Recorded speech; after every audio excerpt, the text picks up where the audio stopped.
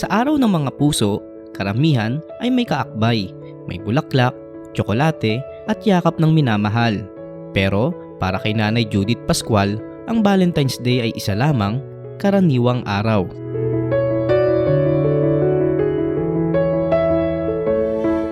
Sa loob po ng mahigit 30 years niyong pagiging byuda, Nanay Judith, paano niyo po tinitignan ang araw ng mga puso o Valentine's Day? Ay, wala na ho. Kahit Pasko, wala. Hindi ko na pinapansin yung mga tulad New Year na New Year. Tulog ako.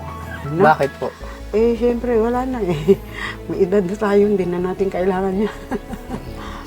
Opo. Matanda na tayo, hindi na natin iniintindihan mga ganyan. Valentine's na. Mahigit 30 taon ng byuda si Nanay Judith at kailanman ay hindi na muling nag-asawa. Namatay sa aksidente yung asawa ko. Galing kami ng La Union. Dahil taga Union. Pagbalik namin dito sa Manila, yun na aksidente naman po dito sa Tarlac. Yan, namatay siya. Mula noon, wala na. Hindi na kayo nag-asawa? Hindi na po. Bakit po? Ay naku, mahirap. Baka makakita ka ng yung mga bugbog ba, nananakit. Diba may gano'n?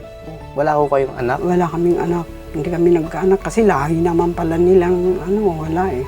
Sa ngayon, ang tanging kabuhayan ni Nanay Judith ay ang pagtitinda ng herbal coffee at vitamins. Ngunit hindi palaging may puhunan, kaya kapag wala ring kita.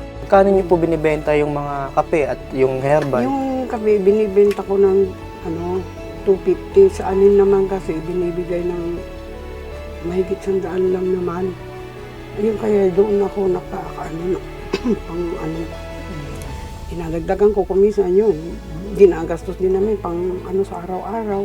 Pambili ng sabon, pambili ng mga asin-asin, ganyan. Yun. Ngayon kasama ko yung kapatid ko, isa rin yan, byuda rin yan, wala rin.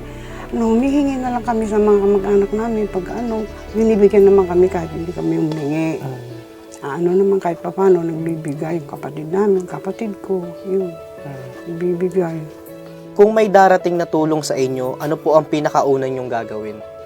Ay, kung may darating pong tulong sa akin, kung lalo na kung pag ninegosyo uli ako, bibili ako ng mga sa bahay, ibibenta ko. Yun ang ko. Anong ibibenta niyo po? Mga pagkain dyan sa labas, mga lugaw-lugaw ba, temporado, kaya mga sopas, ganun.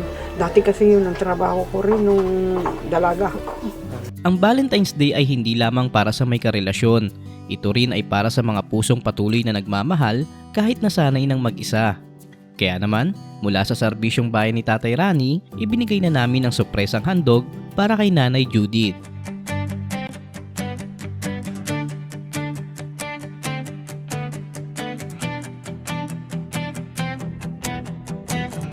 Hindi nasusukat ang pag-ibig sa dami ng bulaklak o tsokolate. Minsan, ito'y makikita sa pusong patuloy na lumalaban kahit mag-isa. Tulad ni Nanay Judith na sa kabila ng lahat, nanatiling matatag at may pag-asa.